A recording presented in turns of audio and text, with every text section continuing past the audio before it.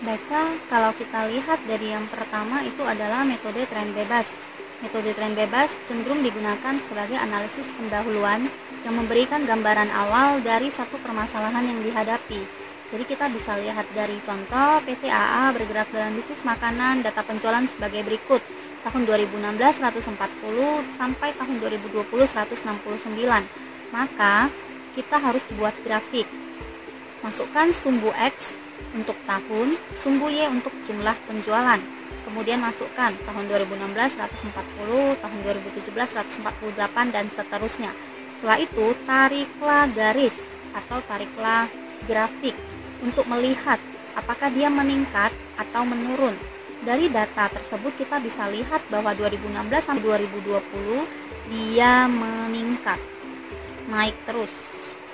Kemudian dari sini kita bisa ambil satu kesimpulan bahwa forecast untuk tahun 2021 itu pasti meningkat karena tahun 2016 sampai tahun 2020 juga meningkat. Sehingga 2021 nanti dia pasti akan meningkat melebihi penjualan. Kemudian yang kedua adalah metode trend semi average.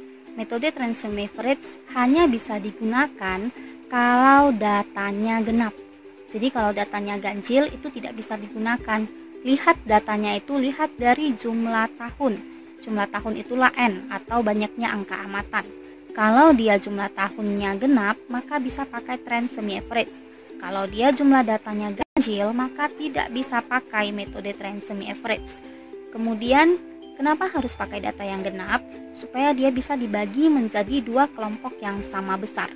Metode trend semi average itu punya beberapa mekanisme. Yang pertama, bagi data yang ada menjadi dua kelompok.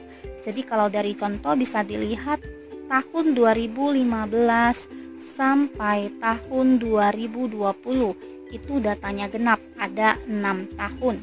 Maka bagilah menjadi dua data yang sama besar. 2016 sampai 2020 ada 6 tahun, maka masing-masing menjadi 3 tahun dan 3 tahun. Kelompok pertama itu adalah 2015, 2016, 2017. Itu kelompok pertama. Kemudian kelompok kedua adalah 2018, 2019, 2020. Itu kelompok yang kedua. Kemudian datanya itu sama besar karena 2015 sampai 2017 itu 3 tahun, 2018 sampai 2020 itu juga 3 tahun. Kemudian setelah dapat nilai yang sama besar, kelompok yang sama besar, maka yang kedua itu cari nilai rata-ratanya. Cara cari nilai rata-rata itu bagikan untuk masing-masing kelompok. Kelompok pertama itu ada totalnya itu 445, bagikan dengan 3. Kenapa 3? Karena 2015, 2016, 2017 3 tahun sehingga N-nya 3. Sama juga dengan kelompok kedua, kelompok yang bawah. Karena 2018, 2019, 2020 itu 3 tahun, maka rata-ratanya juga bagi 3. Sehingga didapat nilai rata-rata yang untuk kelompok 1 148,33, kemudian dapat rata-rata kelompok 2 itu 162. Kemudian yang ketiga itu adalah berikan skor atau nilai X terhadap data penjualan. Acuannya itu pakai kelompok yang pertama. Skor 0 diberikan bagi data yang ganjil. Kalau dia ganjil ada nilai nolnya. Lihatnya dari mana? Lihatnya dari kelompok pertama yang 2015, 2016, 2017 ini. 1, 2, 3 sehingga dia ganjil. Karena dia ganjil, maka skor nolnya itu berikan di tengah-tengahnya, yaitu di 2016. Maka X-nya di sini 0. Kemudian di atasnya minus 1. Kalau dia masih ada lagi di atasnya minus 2. Karena tidak ada ya, selesai sampai minus 1. Kemudian di bawahnya menjadi 1. Jadi yang dilihat itu hanya yang kelompok pertama ini saja. Untuk acuan pemberian di mana nilai nolnya. Kemudian untuk kelompok yang kedua, yang 2018, 2019, 2020 ini, lanjutkan saja dari yang kelompok pertama. Karena 2017 adalah 1, maka 2018 menjadi 2, 2019 menjadi 3, 2020 menjadi 4. Ini kalau dia kelompok yang pertama ini datanya ganjil. Kalau dia genap, misalnya 2015, 2016, 2017, 2018, satu kelompok, misalnya ada 8 tahun. Kalau dia 8 tahun, maka otomatis dia menjadi 15, 16, 17, 18, 19. Jadi contohnya, kalau misalnya datanya dia genap 2016, 17, 18, 19, misalnya seperti ini. Kemudian 20, 21, 22, 23. Jadi 1, 2, 3, 4, 5, 6, 7, 8. Dia pertama kan bagi 2 dulu. Maka inilah kelompok 1, ini kelompok 2. Maka pemberian nilai nolnya itu dari yang ini dengan yang ini. Ini menjadi 1, ini menjadi minus 1. Dia tidak ada nilai nolnya lagi. Kemudian di atasnya menjadi minus 3, ini menjadi 3, lanjut 5, 7, 9, 11 dan seterusnya. Ini kalau dia kelompok satunya itu genap. Kalau dia ganjil, maka seperti ini. 2016-nya 0, ke atasnya minus 1, kemudian ke bawahnya 1 dan seterusnya. Itu adalah untuk pemberian skor X-nya. Kemudian setelah nilai skor X-nya kita berikan sudah dapat, maka yang terakhir itu adalah buat persamaan. Ingat, untuk anggaran penjualan rumusnya itu tetap Y sama dengan A tambah BS. Mau dia pakai metode apapun, rumusnya tetap Y sama dengan A tambah BX. Yang membedakan hanya A dan B-nya saja. Untuk metode semi average, A-nya itu adalah rata-rata kelompok 1. Maka dari soal ini A-nya adalah 148,33. Kemudian B-nya itu adalah selisih antara rata-rata kelompok 2 dengan rata-rata kelompok 1 dibagi jumlah data yang ada dalam satu kelompok. Jadi B-nya itu selisih antara 162 dengan 148,33, kemudian bagikan dengan jumlah data yang ada dalam satu kelompok. 1, 2, 3. 1, 2, 3. Jadi bisa dilihat bahwa A adalah 148,33, B 162 kurang 148,33 bagi 3 karena N-nya ada 3. Maka B didapat hasilnya 4,5567. Sehingga persamaannya itu adalah Y sama dengan 148,33 tambah 4,5567X. Kalau ditanya forecast untuk penjualan tahun 2021, maka X-nya itu berapa?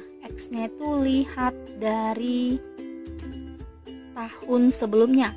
Kalau 2020 X-nya adalah 4, maka 2021 X-nya menjadi 5. Kemudian kalau ditanya 2022, maka X-nya menjadi 6. Sehingga pertanyaannya yang ditanya adalah X untuk 2021. Maka X-nya menjadi 5. Dari rumus yang ada, gantikan nilai X-nya itu menjadi 5. Sehingga forecast penjualan untuk tahun 2021 adalah 171. Yang ketiga adalah metode trend moment. Kalau dia metode trend moment, dia tidak ada syarat jumlah datanya harus genap seperti metode dari semi average. Jadi dia mau data yang genap bisa, mau data yang ganjil juga bisa.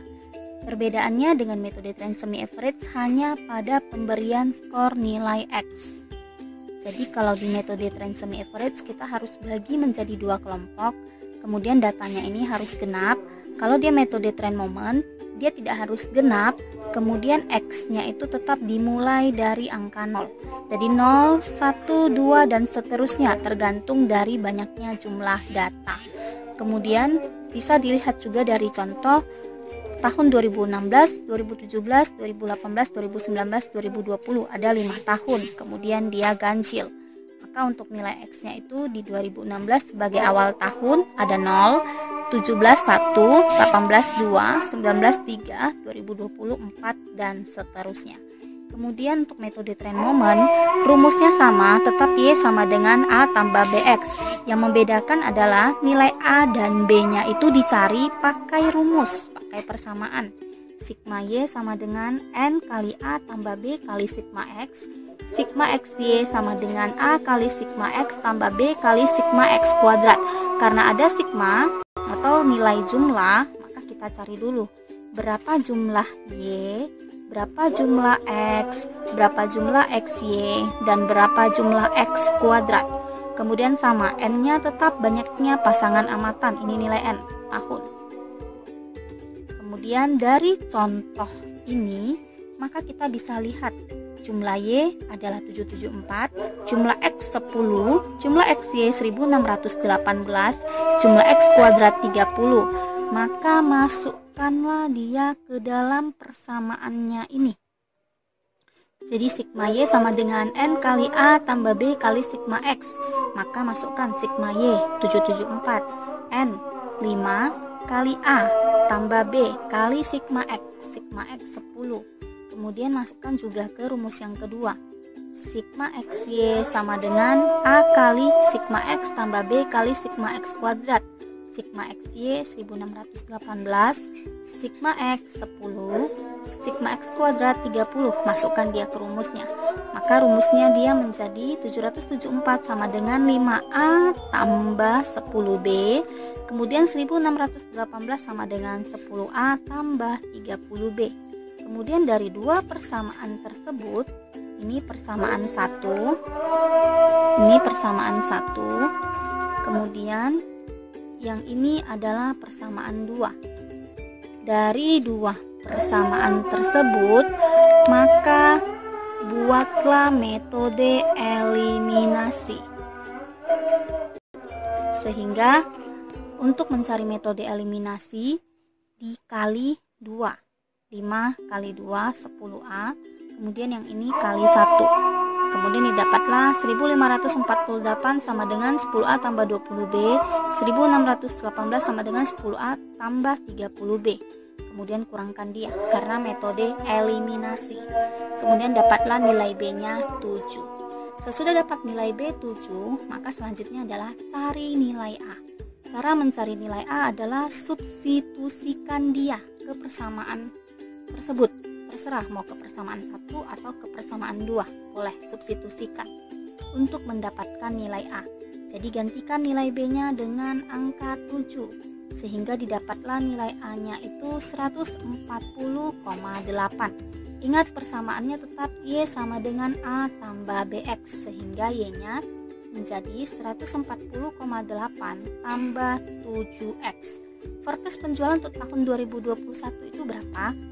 Lihat dulu nilai X di 2020. Nilai X untuk tahun 2020 adalah 4, sehingga nilai X untuk tahun 2021 adalah 5. Sehingga nilai X untuk tahun 2021 tukarkan menjadi 5. Maka forecast penjualan untuk tahun 2021 adalah 175. Kemudian metode yang terakhir adalah metode least square. Kalau dia metode least square, dia juga bagi menjadi dua kelompok. Tapi pembagiannya itu adalah berdasarkan jumlah data yang genap dan jumlah data yang ganjil. Jadi kalau dia jumlah data yang genap, perbedaannya itu di pemberian nilai X. Di pemberian nilai X. Kalau dia jumlah datanya genap, skor nilai X-nya itu tidak ada angka 0. Jadi di tengah-tengah itu mulai dari minus 1, minus 3, minus 5. Kalau dia jumlah datanya ganjil, dia ada angka 0-nya di tengah-tengah. Kemudian untuk nilai A dan nilai B-nya itu dicari juga dengan rumus. Rumus untuk nilai A, sigma Y per N, rumus nilai B, sigma XY per sigma X kuadrat. Jadi seperti contoh, tahun 2016 sampai 2020 ada 5 tahun. Karena dia 5 tahun, maka nilainya ganjil. Kalau dia ganjil, maka X-nya itu ada nilai 0 di tengah-tengahnya. Maka di tengah-tengah antara 2016 sampai 2020 adalah 2018. Sehingga nilai X di 2018 ada nilai 0. Kemudian untuk ke atas minus 1. ke atas lagi minus 2.